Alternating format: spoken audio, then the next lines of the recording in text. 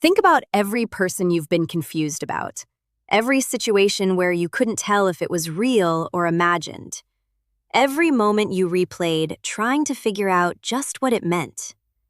The answer was never really in the words. It was in the body. And nobody ever taught you how to read it. Because we live in a world that teaches us what attraction is supposed to feel like, but almost nothing about what it actually looks like, body language is the language that runs underneath every conversation you've ever had. It's the system that your brain and your body use to communicate what words can't say or won't say. And according to research from UCLA by Albert Mehrabian, communication is over 90% nonverbal when it comes to feelings and attitudes.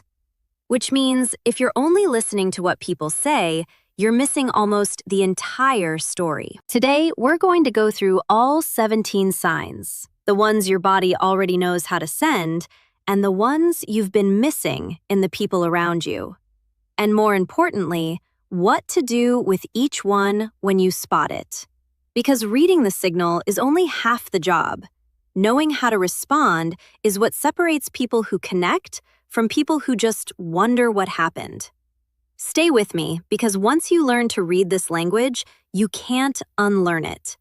And the way that you move through every room for the rest of your life will never quite be the same.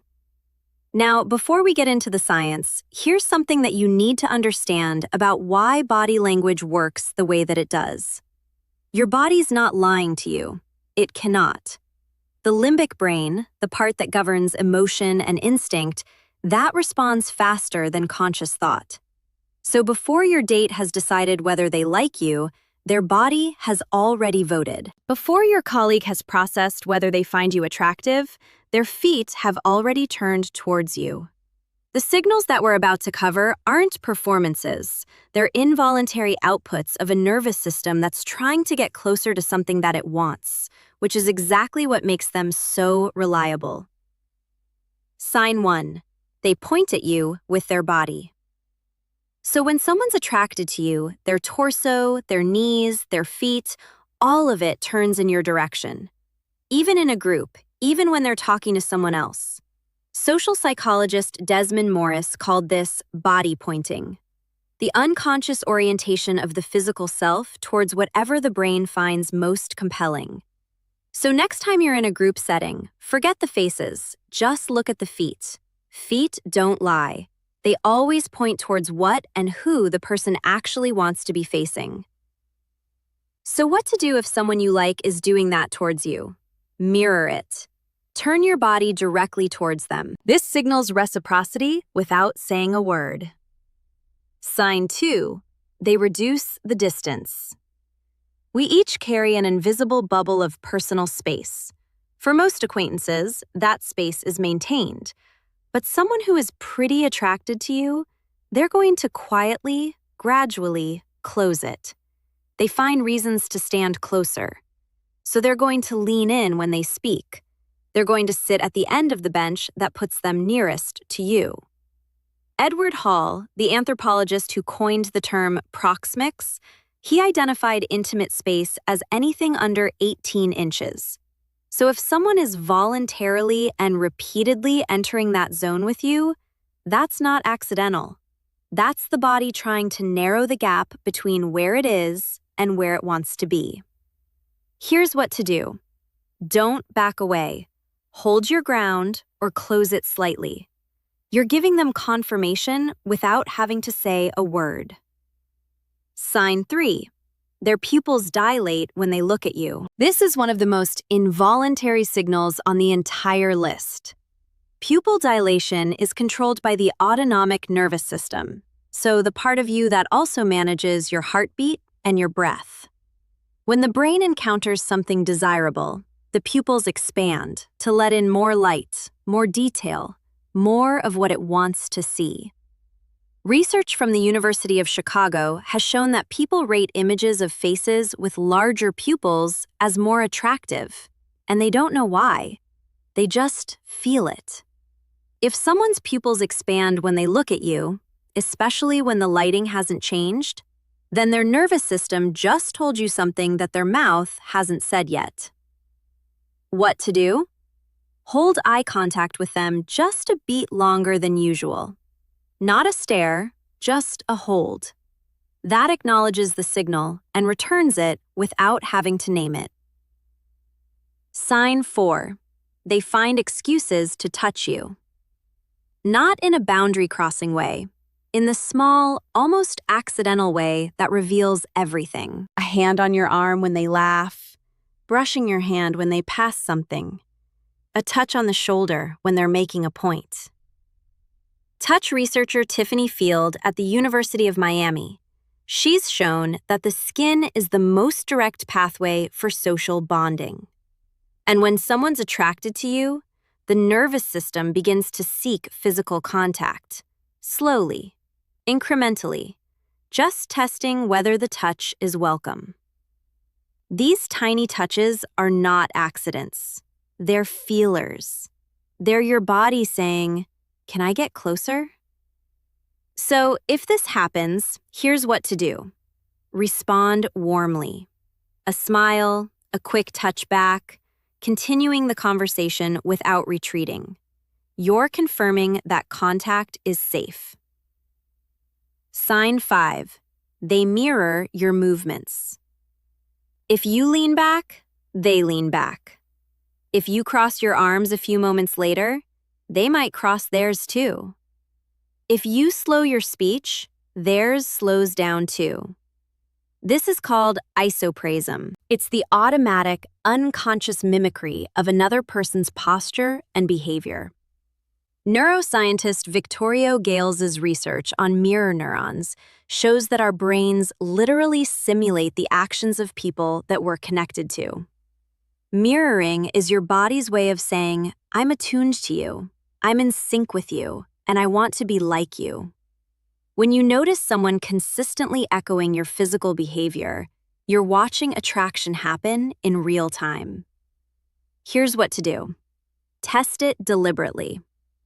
Change your posture and see if they follow within the next 30 to 60 seconds. If they do, you have your answer.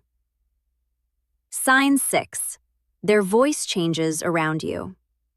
Not dramatically, it's subtle. Research from the University of Southern California has shown that when people are attracted to someone, their vocal pitch and their pace shift.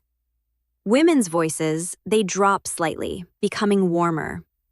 Men's voices also shift in pitch and become more modulated.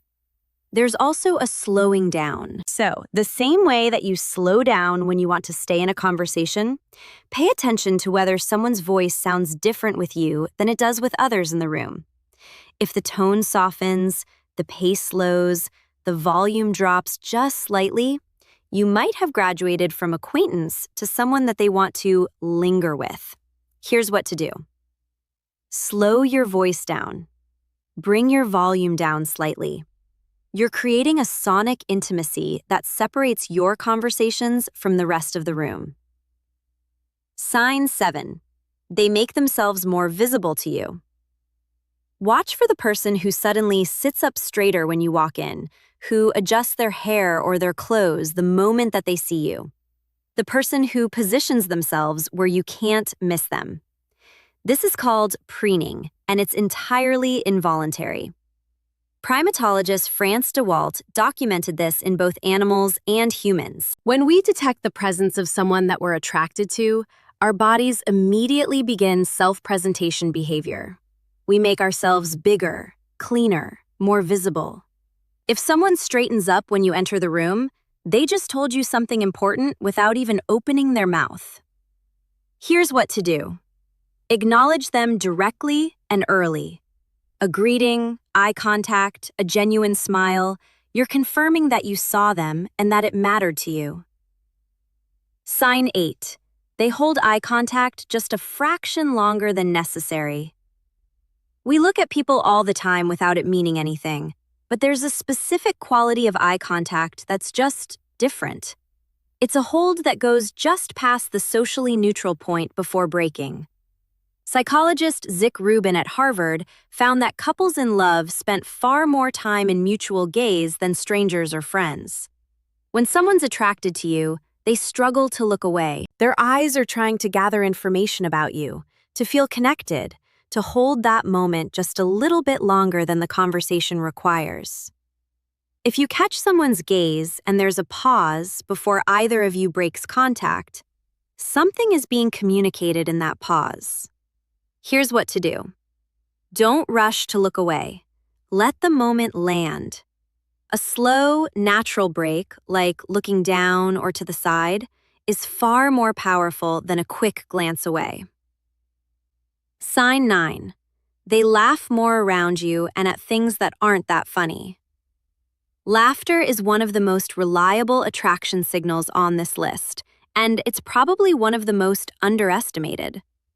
Evolutionary psychologist Jeffrey Miller has shown that laughter is a bonding signal. It's a sign that someone is in a state of openness and pleasure in your company. So, when someone's attracted to you, your jokes become that much funnier to them.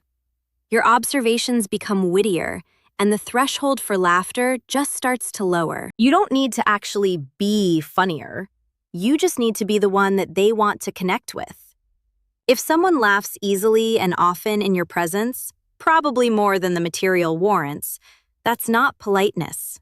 That's pleasure, especially if it's different than what they do with everyone else. Here's what to do. Lean into it. Share something that you find genuinely funny and watch their reaction. Real laughter in return seals the loop. Sign 10. Their face lights up when they see you. Not just a polite smile, but a whole face shift. It's called the Duchenne smile. It involves the ovicularis oculi muscle around the eyes, and it cannot be voluntarily faked. When someone's genuinely happy, the skin around their eyes crinkles, their cheeks lift, and the change happens in under a quarter of a second. So if someone's face changes when you walk in, not just their mouth, the bottom half of their face, but their whole expression, their nervous system just registered your presence as a reward. Here's what to do. Match it. Warmth returned is warmth doubled. This is how trust between two people accelerates. Sign 11. They find reasons to stay in the conversation. Not just by trying to be interesting, but by asking questions. They're steering the topic. They're adding threads that need following. So, when someone's attracted to you, they're not trying to end conversations. They're actually trying to extend them. Every question they ask is a small rope thrown across the gap between you and them. Every new thread that they introduce is an attempt to delay the moment where the connection has to stop. So, watch for the person who always seems to be finding one more thing to say to you just as they're about to wrap up. It's not necessarily that they're bad at endings, but they're good at wanting to stay. Here's what to do. Give them an easy way to continue. Ask something back. Suggest continuing the conversation elsewhere. If you open the door and they walk through, well, then you know. Sign 12. They remember the small things that you said. You mentioned your favorite coffee order 3 weeks ago, and they remember it. You happen to say in passing that you grew up near the coast, and they bring it up later. Memory, when it comes to attraction, is a form of devotion. And when someone's interested in you, their brain files what you say. And it does this because information about you feels important to retain.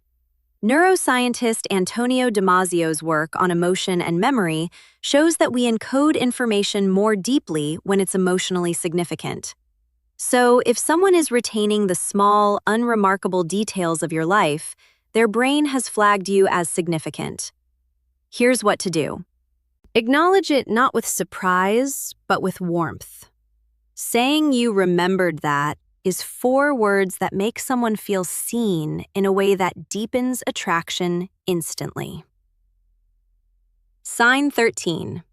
Their breathing changes around you. This is also one of the most overlooked signals on the list. When the nervous system is in a state of attraction or arousal, respiration increases. The breath becomes slightly shallower.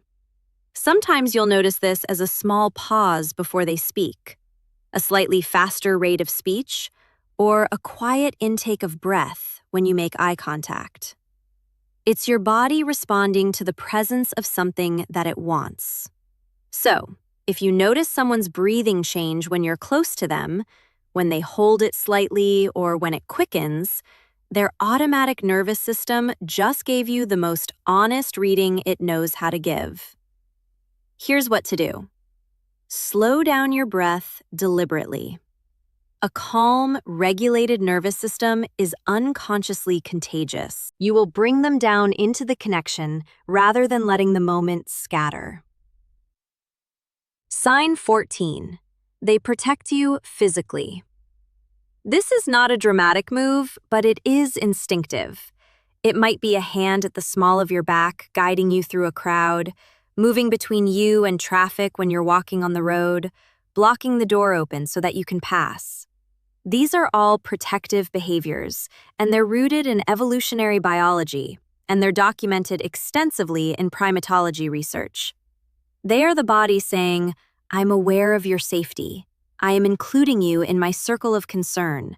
You don't have to be in danger for this to appear either." Any small act of physical consideration, like making space, guiding, or shielding, that's the nervous system expressing care through the body. Here's what to do. Receive it gracefully. Thank you. A look, a small moment of acknowledgement. Dismissing these gestures sends a signal that you probably don't intend. Signal 15. They get uncomfortable when others get close to you. Watch their body when someone else enters your personal space, when a colleague leans in, maybe when a friend hugs you warmly. If they stiffen slightly, or if their eyes start tracking the contact, if their whole body reorients towards you in that moment, what you're seeing is a proximity response. The body's registering that something it values is momentarily close to something else. It's not aggression, it's attention. The body is telling you who they consider to be important territory. And it's not necessarily in a possessive way, but it's in a way that reveals where someone has already emotionally invested. Here's what to do. Nothing dramatic, but just file it. This is the body showing you that the investment is already there, whether or not they've said a word about it. Sign 16.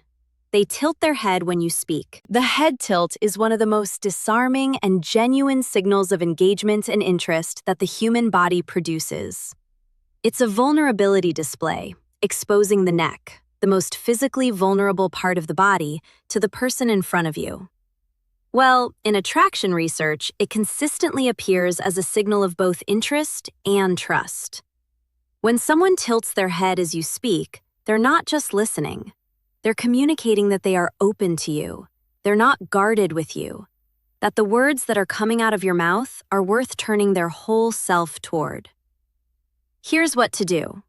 Slow down. Give them something worth leaning into. It might be a question, a little revelation, or a moment of genuine depth. They've just told you that they're listening at a level that most people don't. Sign 17. They find you in the room before anything else. When they walk in, their eyes don't scan the whole room neutrally.